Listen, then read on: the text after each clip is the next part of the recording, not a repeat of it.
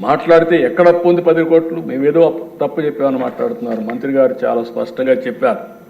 నేను ఇప్పుడే చెప్తున్నా, మీరు చూస్తే అధ్యక్ష, గవర్నమెంట్ డెట్ 4,38,728 కోట్లు.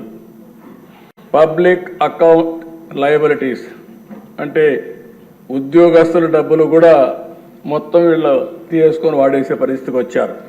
80,914 కోట్లు. కార్పొరేషన్స్ డెట్ 2,48,677 కోట్లు.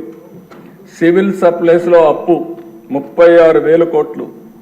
డ్యూ టు పవర్ సెక్టర్లో వాళ్ళకి ఇవ్వాల్సింది 34,267 కోట్లు. Outstanding dues to vendor స్కీమ్స్కి ఇప్పుడు బకాయిల దిశ మొత్తం కాంట్రాక్టర్ అందరికీ 1,13,244 కోట్లు.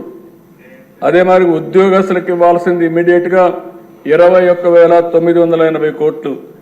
Non contribution of sinking fund కింద 1,191. ఇవన్నీ కలిపితే 9,74,556 కోట్లు ఇప్పుడు తేలిన అప్పులు.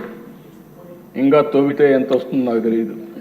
నేను ముందే చెప్పా, ఓసారి దివాలా తీసామంటే అందరూ వస్తారు, మాది కూడా ఉందని. కానీ అది చెప్పడం లేదు కాబట్టి గుమ్మడంగా ఏం చేయాలో చేసే పరిస్థితికి వచ్చాం. ఇది కాదని ఎవరన్నా అంటే రండి, లెక్కలు చూపిస్తా. ఆ లెక్కలు చూసిన తర్వాత గుంజీలు పెట్టిస్తా.